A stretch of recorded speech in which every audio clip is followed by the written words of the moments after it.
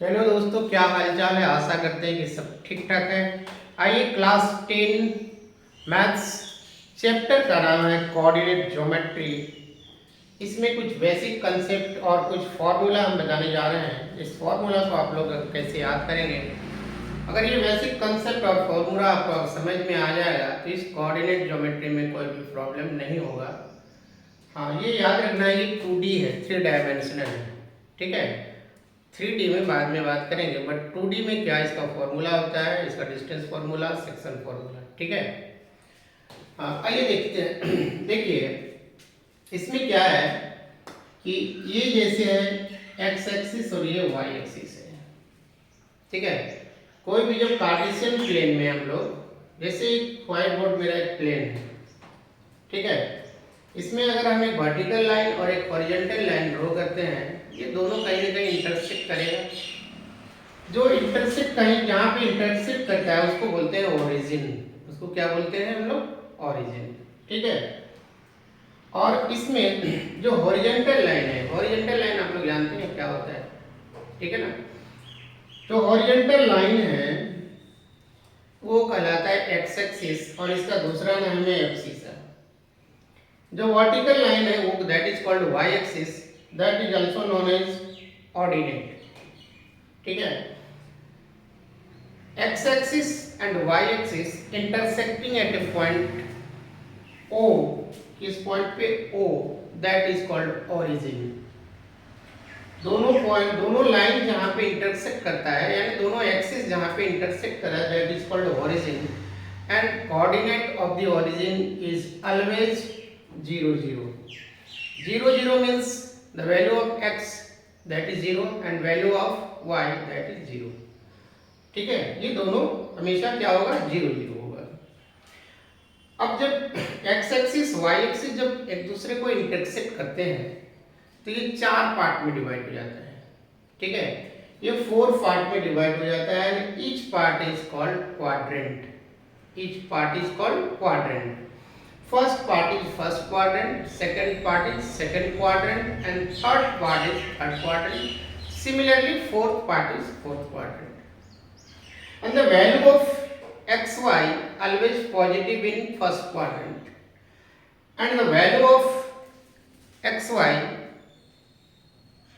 x is positive, y is negative in second quadrant. In third quadrant both are negative, x is negative and y is also negative. Similarly in the fourth quadrant x is positive, y is negative। ठीक है, these are the basic concept of coordinate geometry। Okay, let's कुछ formula हम लोग अब देख लेते हैं। ठीक है, प्रीवियस वीडियो में हमने एक फॉर्मूला बताया है, उस फॉर्मूला को आप लोग देखना चाहें, उस वीडियो को आप लोग देखेंगे तो उस फॉर्मूला के बारे में आपको जानकारी मिल जाएगी। अब इसमें है first mid point formula. Mid point formula करने का मतलब क्या है?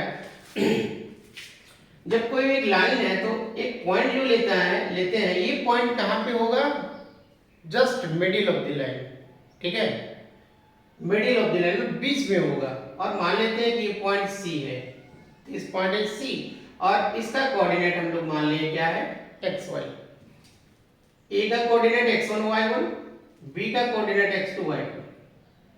Then what is the coordinate of x y? x का वैल्यू क्या होगा और y का वैल्यू क्या होगा? ठीक है, the coordinate of c, coordinate of c मतलब पॉइंट c का coordinate that is x1 x2 y2, y1 y2 by 2। Similarly क्या है इसमें? x1 ये जो वैल्यू होगा और y2 जो वैल्यू होगा, दोनों को अगर ऐड कर देंगे, 2 से डिवाइड कर देंगे तो निकल जाएगा ये x का कोऑर्डिनेट।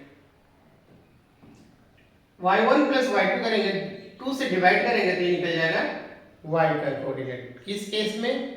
जब ये मिडिल में हो, AB के मिडिल में हो तब। ठीक है, ये एक फॉर्मूला है। लास्ट है डिवाइड एक्सटर्नली। जब कोई लाइन को वो एक्सटर्नली डिवाइड करता है, उस केस में क्या फॉर्मूला होता है। ठीक है, देखिए हमने ड्रॉ किया है, ये ए बी है। हमने अब पॉइंट जो लेंगे वो डिवाइड जो पॉइंट करेगा वो एक्सटर्नली इसके बाहर होगा। हमने बाहर लिया ये पॉइंट सी, ये पॉइंट सी है, बाहर लिया। ठीक है, उस केस में जैसे ये ए का कोऑर्डिनेट x1 y1, बी का कोऑर्डिनेट x2 y2, इस c का कोऑर्डिनेट को हम मान लेते हैं xy। Then what is the value of x and y। ठीक है, या कोऑर्डिनेट ऑफ c क्या होगा, तो इसका फॉर्मूला है द कोऑर्डिनेट ऑफ c का जब कोऑर्डिनेट लिखेंगे तो उस केस में इसका फॉर्मूला हो जाता है mx2 nx1 divide by m n comma my2 ny1 divide by m n। ठीक है, ये दो फॉर्मूले आज बताए। इससे प्रीवियस वीडियो में एक फॉर्मूला हम बता चुके हैं, अगर उसके बारे में जानकारी लेना है तो आप उसको आई बटन में क्लिक करके उस वीडियो को देख सकते हैं, समझ सकते हैं। ठीक है, तो ये रहा कोऑर्डिनेट ज्योमेट्री का ये बेसिक कंसेप्ट और कुछ फॉर्मूले। ठीक है, आप वीडियो में बने रहेंगे, वीडियो को कंटिन्यू आप देखेंगे और पूरा देखेंगे ताकि कोई भी स्किप नहीं हो, समझने में कोई प्रॉब्लम नहीं आए। और इस तरह का वीडियो और भी हम बनाएंगे, और भी वीडियो आएगा। उसके लिए आपको क्या करना है, मेरे फेसबुक पेज को फॉलो करना है और यूट्यूब को सब्सक्राइब कर लेंगे ताकि इस तरह का जब भी कोई वीडियो आए उसका नोटिफिकेशन सबसे पहले आपको मिले और उसके बारे में आपको जानकारी प्राप्त हो सके। ठीक है, चलिए आज के लिए इतना ही, थैंक यू।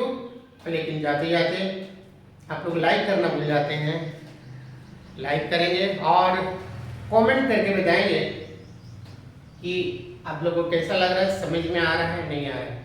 अगर समझ में आ रहा है तो प्लीज़ यस करके बताएंगे जी सर समझ में आ रहा है, और नहीं आ रहा है तो उसका नो लिखेंगे और बताएंगे कि क्यों समझ में नहीं आ रहा है।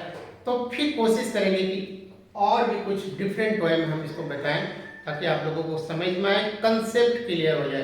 देखिए बच्चों, मैथ में क्या होता है ना, मैथ में कंसेप्ट चाहिए। ठीक है, प्रॉब्लम बनाना अलग बात है, प्रॉब्लम बना सकते हो, ठीक है ना, क्योंकि आजकल बहुत सारे मीडियम्स हैं जहाँ से प्रॉब्लम तुम लोग को इजीली मिल जाएगा, सॉल्व मिल जाएगा। बट कंसेप्ट नहीं है तो आप प्रॉब्लम बना करके भी उसको आप नहीं समझ पाएंगे। इसीलिए पहले क्या होता है, मैथ्स में जो भी होता है पहले कंसेप्ट क्लियर किया जाता है। कंसेप्ट क्लियर हो जाएगा तो प्रॉब्लम बनाना सेकंड पार्ट है और वो इजी हो जाता है। ठीक है, चलिए आज के लिए इतना ही, thank you, have a nice day.